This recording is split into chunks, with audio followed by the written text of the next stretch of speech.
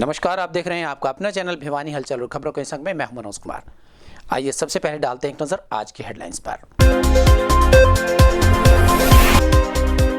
Journalist club के प्रधान महासचिव ने ली कोरोना वैक्सीन की पहली डोज। जिले में कोरोना पॉजिटिव एक्टिव केसेस की संख्या हुई 13।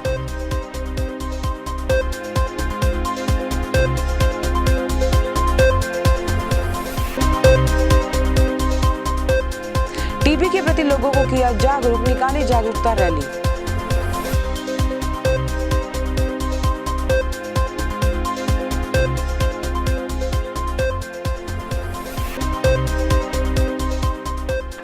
पानी के बिल भरने के लिए लगी लाइनें, लोग हुए परेशान।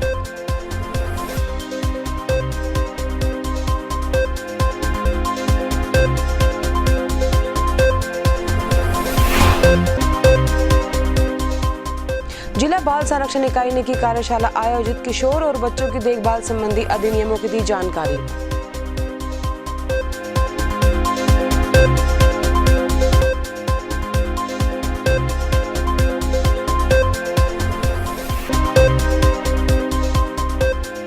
विभाग की लापरवाही भुगत रहे 5 गली के क्षेत्रवासी, परेशान क्षेत्रवासियों ने एससी को सौंपा ज्ञापन।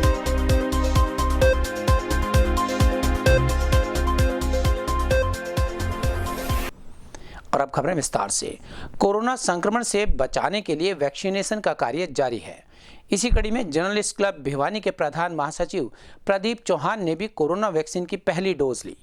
वहीं भिवानी में अब तक कोरोना संक्रमण के कुल 6,392 केसेस में से 6,234 ठीक हो चुके हैं और अब यहाँ 13 एक्टिव केसेस बचे हैं। बुधवार खबर लिखे जाने तक मिले आंकड़ों के अनुसार जिले में कोरोना के कुल 6,392 मामले सामने आ चुके हैं, जिनमें से 6,234 ठीक हो चुके हैं। वहीं बुधवार दोपहर तक कोरोना पॉजिटिव के एक्टिव केसेस की संख्या 13 बताई गई। कोरोना वैक्सीन के प्रति भी शहरवासियों में खासा रुझान देखा जा रहा है। जर्नलिस्ट क्लब के प्रधान महासचिव प्रदीप चौहान ने भी कोरोना वैक्सीन की पहली डोज ली और लोगों से भी वैक्सीनेशन से न डरते हुए सहयोग की अपील करने की बात कही। बुधवार को नगर के उपायुक्त जयवीर सिंह आर्य के मार्गदर्शन में स्वास्थ्य विभाग द्वारा टीबी के प्रति लोगों को जागरूक करने के लिए एक जागरूकता रैली निकाली गई। विश्व टीबी दिवस के इस अवसर पर निकाली गई रैली को सिविल सर्जन डॉक्टर सपना गहलावत ने हरी झंडी दिखाकर रवाना किया। वहीं टीबी के मरीजों के लिए अलग से एक्सरे मशीन का उद्घाटन भी किया गया। विश्व टीबी दिवस पर बुधवार को टीबी के प्रति लोगों को जागरूक करने के लिए उपायुक्त के मार्गदर्शन में स्वास्थ्य विभाग ने शहर में एक जागरूकता रैली निकाली। सिविल सर्जन डॉक्टर सपना गहलावत ने जागरूकता साइकिल रैली को हरी झंडी दिखाकर स्थानीय चौधरी बंसीलाल राज्य के सामान्य अस्पताल से रवाना किया। वहीं सिविल सर्जन ने सामान्य अस्पताल में टीबी के मरीजों के लिए अलग से एक्सरे मशीन का शुभारंभ भी किया। इस दौरान सिविल सर्जन ने बताया कि दुनिया भर में 24 मार्च को क्षय रोग यानी टीबी के प्रति लोगों को जागरूक करने के लिए विश्व टीबी दिवस मनाया जाता है। स्वास्थ्य विभाग का ये लक्ष्य है कि भारत को 2025 तक टीबी मुक्त करना है। उन्होंने बताया कि टीबी एक फेफड़ों का गंभीर रोग है, लेकिन ये दिमाग, गर्भाशय के अतिरिक्त शहर के किसी भी भाग में हो सकता है। ये बैक्टीरिया के संक्रमण के कारण फेफड़े सहित रक्त प्रवाह के साथ शरीर के अन्य भागों में भी फैलता है। ये हड्डियों के जोड़, आंत, त्वचा और मस्तिष्क के ऊपर की झिल्ली में भी हो सकता है। अगर इसे प्रारंभिक अवस्था में ना रोका जाए तो ये जानलेवा भी साबित हो सकता है। उन्होंने बताया कि 3 हफ्ते से ज़्यादा खांसी होने पर डॉक्टर को दिखाएं, दवा का पूरा कोर्स लें और नियमित तौर पर लें। इस दौरान स्वास्थ्य विभाग के अनेक चिकित्सा अधिकारी और कर्मचारी भी मौजूद रहे। आज 24 मार्च को सभी जगह पे वर्ल्ड ट्यूबरकुलोसिस डे मनाया जाता है और इस वर्ष का जो वर्ल्ड टीबी डे का थीम है वो द क्लॉक इज़ टिकिंग है, जिसका तात्पर्य है कि जो हमारे पास समय है वो बहुत तेज़ी से दौड़ रहा है और काउंटडाउन शुरू हो चुका है, क्योंकि हम लोगों ने ये सोच रखा है, जो हमारा गोल है कि इंडिया को टीबी फ्री करना है 2025 तक। तो समय की कमी को देखते हुए हमें बहुत मिल के काम करना है। और ट्यूबरकुलोसिस एक ऐसी इन्फेक्शियस डिज़ीज़ है जिसको कि हम प्रिवेंशन और डायग्नोसिस से पूरी तरह से क्योर कर सकते हैं और ये बहुत ही देखा गया है कि जानलेवा बीमारी है। तो हम सबको मिलकर इसमें संघर्ष करना है और टीबी को जल्द से जल्द दूर भगाना है और भारत को टीबी फ्री करना है। जो टीबी के बहुत ही सामान्य से लक्षण होते हैं, जैसे सबसे पहले तो खांसी, लंबी खांसी, 2 हफ्तों से ज़्यादा अगर खांसी किसी को है, बुखार है, रात में पसीने आने की शिकायत है, वज़न में कमी है और भूख लगने में जो कमी है वो अगर किसी को इस तरह के लक्षण हैं तो उन्हें जल्द से जल्द अपनी टीबी का जांच करा लेना चाहिए और दवाई जल्द से जल्द शुरू करा लेनी चाहिए। एक ख़ास बात टीबी इन्फेक्शन में ये होती है कि जब मरीज़ इलाज अपना शुरू करते हैं तो उनको बीच में इलाज छोड़ना नहीं होता है, क्योंकि इसके जो लक्षण हैं वो दवाई शुरू होने के एक महीने और 2 महीने के अंदर बिल्कुल मरीज़ को लगता है कि मैं एकदम स्वस्थ हो गया हूँ, लेकिन इसका पूरा कोर्स करना बहुत ज़रूरी है। अगर दवाई बीच में छोड़ी जाती है तो फिर ये जो बीमारी है दोबारा से उभर कर आ सकती है। आज टीबी डिपार्टमेंट में नई एक्सरे मशीन का इनॉग्रेशन किया गया है और ये मशीन बहुत ही ज़्यादा लाभदायक होएगी टीबी के मरीज़ों के लिए, क्योंकि टीबी के मरीज़ जो होते हैं काफ़ी उनसे ख़तरा रहता है इन्फेक्शन दूसरे लोगों में जाने का, तो उन्हें भीड़ भाड़ के इलाकों से दूर रखा जाता है। टीबी हॉस्पिटल को थोड़ा सामान्य ओपीडी से अलग रखा जाता है, तो टीबी डिपार्टमेंट में जो एक्सरे मशीन आई है इससे काफ़ी लाभ मिलेगा। क्योंकि पानी के बिल भरने के लिए स्थानीय महम रोड पर स्थित कार्यालय में लंबी लाइन देखने को मिली। नगर के अनेक क्षेत्रों से आए लोगों को इस लाइन में लगने के बाद भी नंबर न आने पर गुस्सा आया और उन्होंने कहा कि यदि कंप्यूटर 3 दिन तक खराब रहता है तो क्या होगा। इस बारे में अधिकारियों का कहना था कि सर्वर डाउन हो जाने के कारण ऐसा हुआ।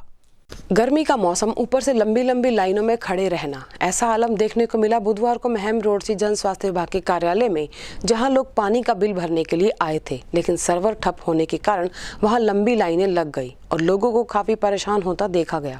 वहीं इस मामले में विभागीय अधिकारियों ने कहा कि सर्वर सुचारू होगा तभी ये कार्य ठीक से चल सकेगा। मलिक शांति नगर वार्ड नंबर 12 बिजली और बिल पानी का बिल भरने के लिए कई घंटे हो लिए और मेरा दर्द है पाए हमारे सारे गए। तो क्या कह रहे हैं? क्या कह रहे हैं? वो उसको चलता ही नहीं, 8 बजे खड़े, सब कुछ खड़े है जी। मेरा नाम सर विजय है। मैं लंबी लाइन लगी हुई यहाँ पर, इन्होंने देखा तो आधा घंटा हो चुका है। ये कह रहे हमारा ऑनलाइन बंद है। हम पहले ये ऐसे करते थे, ऑनलाइन बंद होता था उस टाइम ये सीरियल वाइज लेकर के बिल के पीछे लिख के सीरियल नंबर लिख के दे देते थे। अभी हम इनसे बार बार रिक्वेस्ट कर रहे हैं, ये कहते नहीं होगा हमारा। अब सारी पब्लिक मिलकर एससी साहब के पास वहाँ गई है तो वो ये कह रहे हैं मीटिंग चल रही है। मीटिंग आधा घंटा चलती है, 1 घंटा चलती है, तो पब्लिक तो वहीं की वहीं परेशान होगी सर। जब ऑनलाइन का काम ऑनलाइन अभी भी चल सकता है, 3 दिन भी नहीं चलेगा, तो इसका ये सिस्टम बनना चाहिए। पब्लिक खड़ी है, थोड़ी देर के बाद इनका लंच हो जाएगा। ये देखो नीचे देखिए सर, एक बार कैमरा दिखाई नीचे। ये कहाँ से होगी आप? मैं बीटीएम चौक। क्या नाम है जी आपका? विशाल सिंह नाम मेरा। यहाँ किस लिए आए थे आप? ये बिल भरना आया हूँ बेटा। कितना टाइम हो गया आपको? मेरे को पूर्ण घंटा हो गया जी। तो क्या कह रहे हैं? नहीं बोला भाई या चल लो को नहीं, उसके बाद चल लो जज करवाऊंगा। ये हमारे सिस्टम में कुछ सर्वर एरर आ गया था, जिसकी वजह से कुछ देर दिक्कत रही है पानी के बिल सबमिट कराने के लिए, लेकिन अब वो दिक्कत दूर कर दी गई है। सर्वर सुचारू रूप से चल रहा है और हरियाणा सरकार द्वारा जो स्कीम चलाई जा रही है 31 मार्च तक एक मुश्त भुगतान के ऊपर 25% की रिबेट दी जा रही है, तो उसके तहत थोड़ा उपभोक्ताओं का भी रस देखा जा रहा है, लेकिन अब ऐसी कोई दिक्कत नहीं आ रही है और बिल सुचारू रूप से भरे जा रहे हैं। स्थानीय जिला वैकल्पिक समाधान केंद्र में जिला बाल संरक्षण इकाई द्वारा एक कार्यशाला का आयोजन किया गया। इस कार्यक्रम में जिला विधिक सेवा प्राधिकरण की सचिव व मुख्य न्यायिक दंडाधिकारी शिखा ने जहां पोक्सो एक्ट की विस्तृत जानकारी दी, वहीं उन्होंने कहा कि बढ़ते हुए बाल अपराधों को रोकने के लिए कानूनी सहायता की जानकारी होना भी जरूरी है। जिला विधिक सेवाएं प्राधिकरण के चेयरमैन एवं मुख्य न्यायाधीश श्री रमेश चंद्र डिमरी के मार्गदर्शन में बुधवार को स्थानीय एडीआर सेंटर में कार्यशाला का आयोजन किया गया। इसकी अध्यक्षता प्राधिकरण के सचिव एवं मुख्य न्यायिक दंडाधिकारी शिखा ने की। उन्होंने कहा कि लोगों को पॉक्सो एक्ट की जानकारी दी जाए और बढ़ते हुए बाल अपराधों को रोकने के लिए कानूनी सहायता की जानकारी होना भी जरूरी है। उन्होंने जेजे एक्ट, प्रतिदिन बढ़ रहे अपराध, उत्पीड़न, छेड़छाड़, बच्चों के शोषण आदि मामलों से अवगत कराया और इसमें की जाने वाली कार्रवाई को भी विस्तार से बताया। चाइल्ड प्रोटेक्शन ऑफिस के कोऑर्डिनेशन से एक कार्यशाला का आयोजन किया गया है, जिसमें कि प्रिंसिपल्स और सीएचसी और लेक्चरर्स जो है उनको इसमें पार्टिसिपेट उन लोगों ने किया है। इस कार्यशाला में जो भी पार्टिसिपेंट्स हैं उनको जागरूक किया जा रहा है रिगार्डिंग पॉक्सो एक्ट, यानी कि बच्चों के विरुद्ध जो यौन अपराध हो रहे हैं उसके बारे में उन्हें जानकारी दी गई है। साथ ही साथ जेजे एक्ट यानी कि जुवेनाइल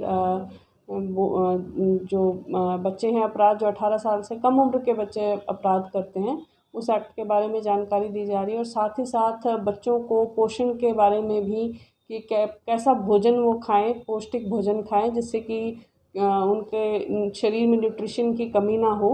और आज के दिन बच्चों में कुपोषण जो है वो बहुत ज़्यादा बढ़ रहा है। बच्चे जो हैं फ़ास्ट फूड की तरफ अधिक जा रहे हैं, जंक फूड की तरफ जा रहे हैं। तो इसलिए टीचर्स के, प्रिंसिपल्स के माध्यम से बच्चों को पोषण के बारे में भी जागरूक किया जा रहा है, ताकि वो एक संतुलित आहार लें और स्वास्थ्य उनका अच्छा रहे। हमने आज एक वन डे ट्रेनिंग प्रोग्राम रखा है, जो जितने भी स्टेक होल्डर्स हैं, जो बच्चों से संबंधित फील्ड में काम करते हैं, उनके लिए। उसमें हमने principles, CCI, CWC, JJB members को इंक्लूड किया है।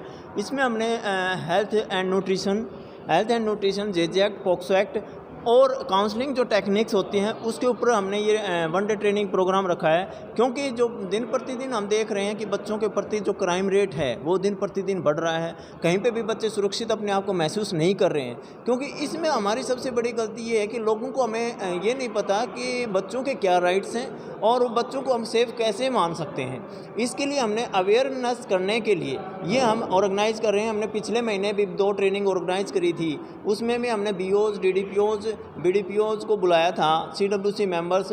और हम इसके अलावा हम हर महीने एक ट्रेनिंग ऑर्गेनाइज़ करेंगे, ताकि लोगों को ज़्यादा से ज़्यादा पॉक्सो एक्ट और JJ एक्ट के बारे में ज़्यादा से ज़्यादा हम अवेयर कर सकें, उनको जागरूक कर सकें। क्योंकि जो दोनों ही एक्ट बहुत ही इम्पोर्टेंट हैं, जो बच्चों की सुरक्षा को और बच्चों की प्रोटेक्शन एंड केयर को जो क्या नाम है, उसको रखने में हमारी बहुत सारी मदद करते हैं। इसलिए आपसे और हमारा ये भी अनुरोध है कि सभी लोग, जितने भी लोग बच्चों के फील्ड में काम करते हैं या आम पब्लिक, हमें जो कोऑपरेट कर सकते हैं हमें करें। और जहाँ पे भी बच्चों के प्रति जहाँ पे भी कोई भी अपराध हो रहा है, तो उसको पुलिस में इन्फॉर्म करें, या 1098 जो एक चाइल्ड हेल्पलाइन नंबर है, उस पर भी वो कॉल कर सकते हैं। गर्मी का मौसम शुरू हो गया है और शहर में पानी की किल्लत बढ़ती ही जा रही है।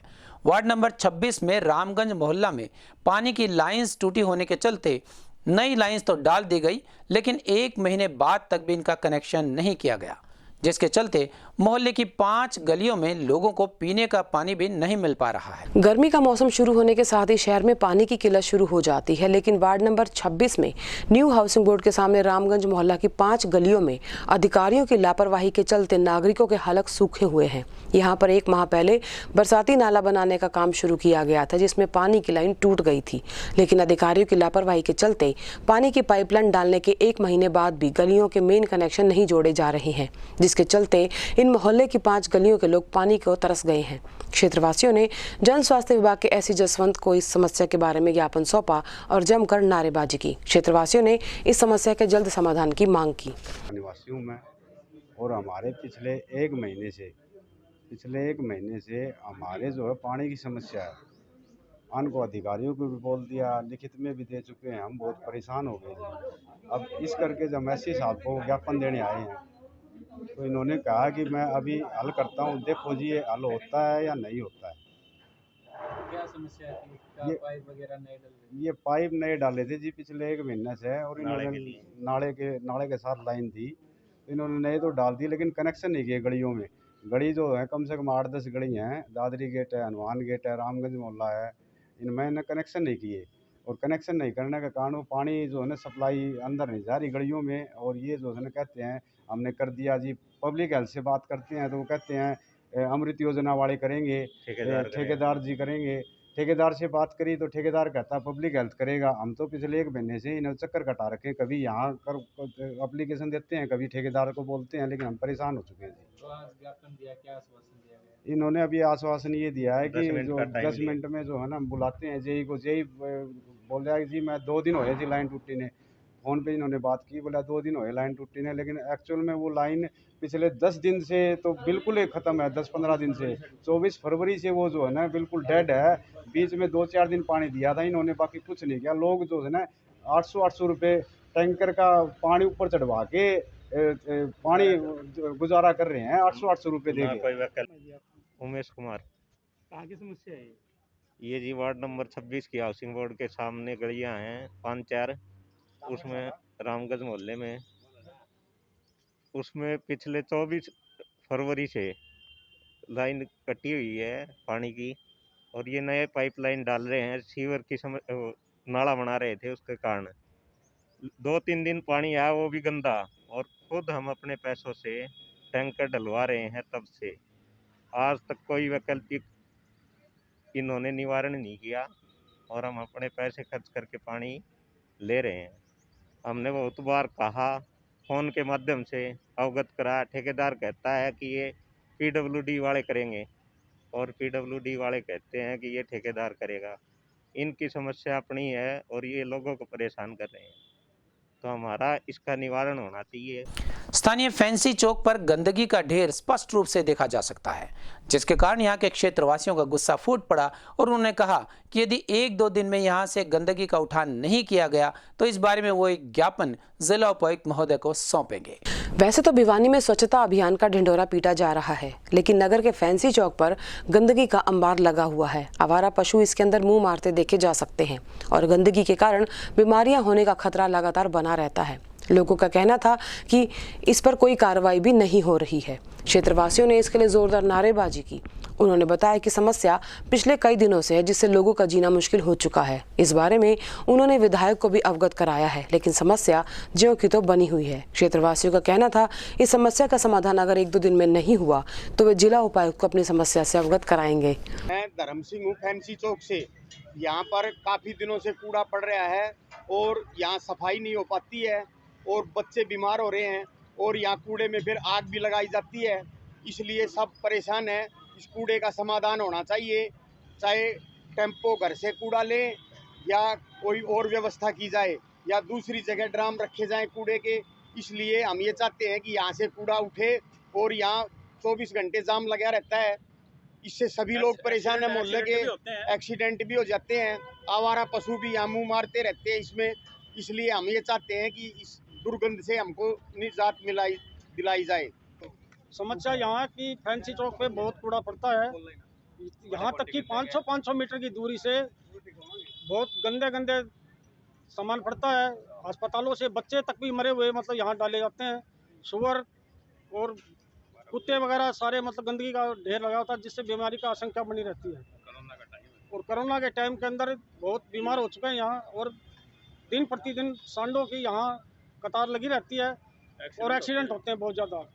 और हमारी दुकानों के सामने मतलब खोलने से हम निशाए हो रहे हैं क्योंकि हम बहुत परेशान हो रहे हैं। हमें प्रशासन से रिक्वेस्ट है कि कृपया इसको यहाँ से उठाया जाए और हम चाहते हैं कि मोदी जी के स्वच्छ प्रशासन को हम सफल बनाएं। हम स्वच्छ बनाने में मतलब खुश हैं। के सामने सब कुछ दिखाई देने लग रहा है। जितना बुरा हाल हो रहा है, यहाँ कुत्ते भी सूअर भी हर मरे हुए यहाँ डालते हैं और कोरोना का हाल है। और ये अनऑथोराइज्ड जितने भी यहाँ इतने एक्सीडेंट हो रहे हैं कि हद से ज़्यादा। आप प्रशासन से मैं यही विनती करता हूँ कि किसी न किसी तरह इसको साफ करवा करके और यहाँ से ढोल वगैरह दूर करवा कर कोई ऐसी निश्चित जगह की जाए जहाँ पर के हर आदमी को सुविधा हो। फागुन माह के चलते प्रतिवर्ष स्थानीय नया बाजार स्थित रघुनाथ भूतोवाला मंदिर में 2 दिवसीय शाम रंगीला उत्सव का आयोजन किया गया। इस कार्यक्रम में मुंबई, सूरत, कोलकाता, दिल्ली व अन्य प्रदेशों से मंदिर से जुड़े भक्तजन भी पहुंचते हैं। वहीं बाहर से आए गायकों द्वारा भजन गायन से श्रद्धालुओं को मंत्रमुग्ध कर दिया गया। छोटी काशी के नया बाजार रघुधाम भूतोवाला मंदिर में गत वर्ष की भांति इस वर्ष भी फाल्गुन माह में 2 दिवसीय श्याम रंगीला फाल्गुन उत्सव का भव्य आयोजन किया गया। उत्सव में दिल्ली से पधारे संजय भूत ने बताया कि कुल देवता बाबा कन्हीराम की पुण्य स्मृति में फाल्गुन माह की नवमी को लगभग 35 वर्षों से ये कार्यक्रम मनाया जाता है। उन्होंने बताया कि नवमी को भजन संध्या और दशमी को श्रद्धेय बाबा कन्हीराम की स्मृति में 51 ब्राह्मणों को भोज कराकर भंडारा किया जाता है। कार्यक्रम के लिए हर साल मुंबई, सूरत, कलकत्ता, दिल्ली और अन्य प्रदेशों के मंदिरों से जुड़े भक्तजन छोटी काशी पहुंचते हैं और फाल्गुन उत्सव में शिरकत कर पूजा अर्चना कर देश और समाज में सुख, शांति और भाईचारे हेतु प्रार्थना करते हैं।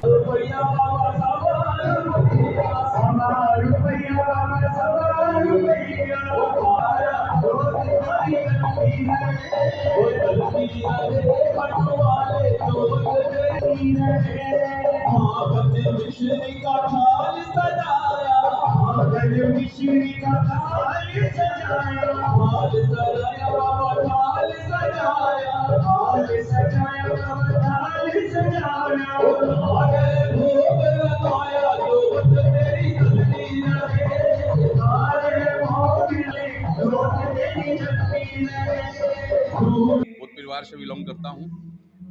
भूतोवाले मंदिर के अंदर ये हमारा प्रोग्राम होता है।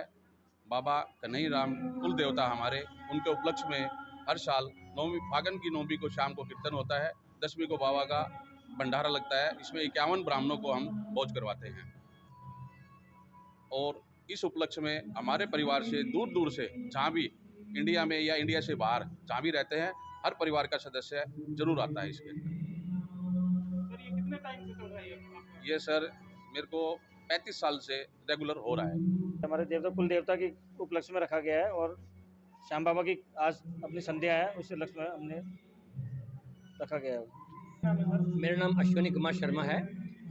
प्रति वर्ष फागुन माह के अंदर नवमी के दिन भूतोवाला मंदिर रघुधाम में कुल देवता बाबा कन्नी राम जी की स्मृति में प्रतिवर्ष नवमी के दिन यहाँ पे एक शाम सवारी के नाम का आयोजन किया जाता है। इसके अंदर पूरा भूत परिवार, क्या बॉम्बे से, कलकत्ता से, पंजाब से, बठिंडा से, सारे में से पूरा परिवार यहाँ उपस्थित होता है, पहुँचता है। और आज के दिन यहाँ पे एक साथ का आयोजन किया गया है और फागुन माह के अंदर होली के उत्सव में विभिन्न प्रकार के फूलों का यहाँ मंगाया गया है। अभी बाबा के साथ होली खेली जाएगी और कल सुबह 10वीं के दिन बाबा कन्नी राम जी की स्मृति में 51 ब्राह्मणों को भोज कराते हुए उनके नाम का यहाँ भंडारा लगाया जाएगा और प्रतिवर्ष है और श्रद्धालु यहाँ पे आते हैं और प्रसाद ग्रहण करते हैं। तकरीबन 35 साल से लगभग यहाँ पे कार्यक्रम हो रहा है। जितना हमारी आयु हमने देखा है, उससे पहले जो परिवार के पूर्वज थे, बड़े बुजुर्ग, वो लोग क्या करते थे, लगभग 35 साल से हम लोग इस चीज़ को यहाँ देख रहे हैं और कर रहे हैं। नगर के सेठ किरोड़ीमल मॉडल संस्कृति सीनियर सेकेंडरी स्कूल में बुधवार को जिला स्तरीय स्पेल बी प्रतियोगिता का आयोजन किया गया। हरियाणा स्कूल शिक्षा परियोजना परिषद समग्र शिक्षा भिवानी द्वारा आयोजित इस प्रतियोगिता में जिले के सभी 7 खंडों से करीबन 105 बच्चों ने भाग लिया। वहीं इन बच्चों को एपीसी परमेश्वर शर्मा एवं प्राचार्य सविता घनघस द्वारा सम्मानित भी किया गया। हरियाणा स्कूल शिक्षा परियोजना परिषद समग्र शिक्षा भिवानी द्वारा स्थानीय सेठ किरोड़ीमल मॉडल संस्कृति स्कूल में स्पेल बी प्रतियोगिता का आयोजन किया गया। इस कार्यक्रम में जिला स्तर पर जिले के सभी खंडों के विद्यार्थियों ने भाग लिया, जिसमें तोशाम, भवानीखेड़ा, सिवानी, बहल, कैरू, लोहारू और भिवानी से खंड स्तर पर प्रथम स्थान पर आने वाले विद्यार्थियों ने भाग लिया। प्रतियोगिताओं में हिंदी वर्तनी, कहानी लेखन, वाद विवाद, स्पेलिंग एवं क्विज ऑन टेंसेस प्रतियोगिताओं में करीबन 105 बच्चों ने भाग लिया। प्रथम, द्वितीय और तृतीय स्थानों पर आने वाले विद्यार्थियों को विद्यालय की प्राचार्य श्रीमती सविता घनघस और सहायक परियोजना संयोजक श्री परमेश्वर शर्मा जी ने सर्टिफिकेट देकर सम्मानित भी किया। विभिन्न प्रतियोगिताओं में प्रथम स्थान प्राप्त करने वाले छात्र राज्य स्तरीय प्रतियोगिता में हिस्सा लेंगे। आज जिला स्तरीय स्पेल बी कंपटीशन 6 से 7वीं 8वीं के बच्चों के लिए जिला स्तरीय प्रतियोगिता है। इसमें 5 कंपटीशन होते हैं, 2 इंग्लिश के, 3 हिंदी के। इंग्लिश में जो है स्पेलिंग जो है इनकी देखी जाती है कि भाई किस प्रकार से स्पेलिंग में बच्चा जो है शुद्धि अशुद्धि करता है।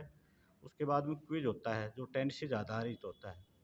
तो इसमें हर एक्टिविटी से एक बच्चा जो टॉप निकलेगा वो स्टेट में जाएगा। क्लास वाइज कंपटीशन है ये। 6 से एक टॉपर है वो स्टेट में जाएगा, 7 से एक टॉपर है वो टॉप में जाएगा, 8 से एक टॉपर है वो टॉप में जाएगा। इस प्रकार 2 एक्टिविटी अंग्रेजी की हैं, 3 एक्टिविटी हिंदी की हैं, डिबेट की है, स्टोरी राइटिंग और वर्तनी। इसके अंदर जो मेन उद्देश्य है कि भाई फोकस है कि बच्चा बगैर झिझक के अपनी भाषा के ऊपर पकड़ है उसको मजबूत कर करके चले, ताकि बच्चे की झिझक निकले और आगे के कंपटीशन के लिए तैयार। तो इसमें बच्चों को क्या बेनिफिट मिलेगा? बच्चे को सर्टिफिकेट होता है और सर जो स्टेट लेवल पर जो बच्चा जाता है उसको एक पारितोषिक मिलता है और वो नेशनल लेवल के लिए भी जाता है। और आज जो है इससे जो है इनके बच्चे की जो कंपटीशन की जो भावना है, क्योंकि ये 3 स्तर को पार करके आए हैं। स्कूल लेवल पर कंपटीशन हुआ, उसके बाद ब्लॉक लेवल पर, और ब्लॉक लेवल के जो टॉपर बच्चे हैं, जो फर्स्ट बच्चे रहे हैं, वो डिस्ट्रिक्ट लेवल पर आए हैं। और डिस्ट्रिक्ट के जो टॉपर बच्चे हैं वो स्टेट लेवल पर जाएंगे। और स्टेट लेवल का जो बच्चा वो नेशनल लेवल पर जाता है। और इनका फिर पूरा जो बच्चा नेशनल लेवल पर क्वालिफाई करता है, इंटरनेशनल लेवल पर भी जाता है। और इनका पूरा का पूरा खर्चा फिर गवर्नमेंट के द्वारा वहन किया जाता है, आगे का जो अध्ययन जो बच्चा करता है। जज की भूमिका अदा कर रहा हूँ। प्रत्येक ब्लॉक से फर्स्ट पोजीशन होल्डर बच्चे ने यहाँ पार्टिसिपेट किया है, इंग्लिश के 2 कॉम्पिटिशन्स में और हिंदी के 3 कॉम्पिटिशन्स में। बच्चों में बहुत ज़्यादा उत्साह है इस प्रतियोगिता को लेकर के। और ज़िला स्तर पर जो बच्चा प्रथम स्थान प्राप्त करेगा वो अपने ज़िले का प्रतिनिधित्व करेगा स्टेट लेवल पर, वो स्टेट लेवल पर पार्टिसिपेट करेगा। भाषा के कौशलों को देखने के लिए, उनकी समझ को देखने के लिए, उसके असेसमेंट के लिए, चाहे वो इंग्लिश हो चाहे हिंदी हो, उसके लिए इस कंपटीशन का आयोजन किया जाता है। हमारे डिपार्टमेंट की बहुत ही अच्छी शुरुआत, बच्चों को प्रतियोगिता का एक बहुत सुंदर प्लेटफॉर्म उपलब्ध कराया है। और इससे बच्चों में बहुत उत्साह है, बच्चों में अभिव्यक्ति का कौशल विकसित होता है और बच्चे बाहर जिला स्तर पर प्रतियोगिता में भाग लेकर अपने कैरियर को भी निखार सकते हैं। बढ़ती हुई महंगाई को लेकर एटक के बैनर तले राष्ट्रीय मजदूर कांग्रेस द्वारा प्रदर्शन किया गया। विभिन्न समस्याओं को लेकर बैठक में एक मांग पत्र तैयार कर राज्यपाल के नाम उपायुक्त भिवानी को भी सौंपा गया। उन्होंने विभिन्न समस्याओं के समाधान की मांग तुरंत प्रभाव करने की गुहार लगाई। भिवानी में आज एंटक के बैनर तले राष्ट्रीय मजदूर कांग्रेस द्वारा नेहरू पार्क में एकत्रित होकर बढ़ती महंगाई और मजदूरों की विभिन्न मांगों को लेकर रोष जताया गया और राज्यपाल के नाम उपायुक्त के माध्यम से ज्ञापन सौंपा गया। इंटक सचिव ने बताया कि आज उनकी मीटिंग की गई, जिसमें विभिन्न समस्याओं के निदान के लिए एक मांग पत्र तैयार कर राज्यपाल के नाम उपायुक्त भिवानी को सौंपा गया है। उन्होंने कहा कि असंगठित मजदूरों को कोई पंजीकरण नहीं हो रहा। साथ ही उन्होंने आरोप लगाते हुए कहा कि मजदूर अपने किसी भी पंजीकरण के लिए अधिकारी के पास जाते हैं तो उनकी समस्याओं को सिरे से नकार दिया जाता है। मेरा नाम धर्मेंद्र सिंह लोहाना है। मैं हरियाणा इंटर का सेक्रेटरी जनरल हूँ और भवन निर्माण का प्रदेश अध्यक्ष हूँ। आज भिवानी के अंदर जो हमें एक मीटिंग का आयोजन किया गया है, ये जो असंगठित निर्माण मजदूर हैं उनके पंजीकरण पर बड़ी समस्याएं हैं। पंजीकरण नहीं हो रहे हैं, ना कोई सेक्रेटरी साइन कर रहा, ना कोई जेई साइन कर रहा है। लोग दर दर की ठोकरें खा रहे हैं, ऑफिस में जाते आते कोई कार्रवाई नहीं हो रही है। और जो निर्माण मजदूरों के बेनिफिट आवेदन फार्म जो हैं, मैटरनिटी का है, कन्यादान का, छात्रवृत्ति का है, औजारों का है, वो भी किसी साथी को नहीं मिल रहा। बार बार त्रुटियां लगाकर फार्मों को रद्द किया जाता है, बगैर त्रुटियों को भी रद्द किया जा रहा है। अगर हम डीसी को कंप्लेंट करते हैं तो यहाँ का लेबर डिपार्टमेंट उसको रात में सभी को ऑब्जेक्शन लगा के उस फाइल को रद्द खाली कर देता है। और अब जाने से पहले एक नज़र आज के हेडलाइंस पर। जर्नलिस्ट क्लब के प्रधान महासचिव ने ली कोरोना वैक्सीन की पहली डोज। जिले में कोरोना पॉजिटिव एक्टिव केसेस की संख्या हुई 13।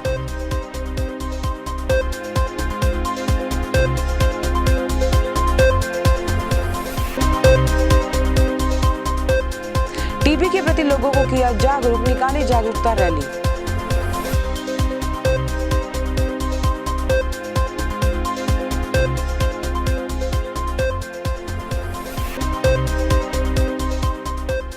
पानी के बिल भरने के लिए लगी लाइनें, लोग हुए परेशान।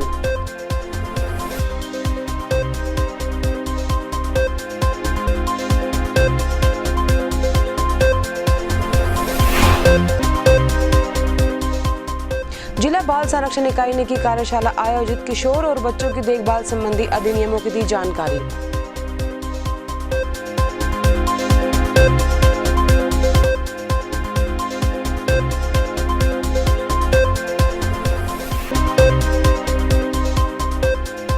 विभाग की लापरवाही भुगत रहे 5 गली के क्षेत्रवासी, परेशान क्षेत्रवासियों ने एसपी को सौंपा ज्ञापन।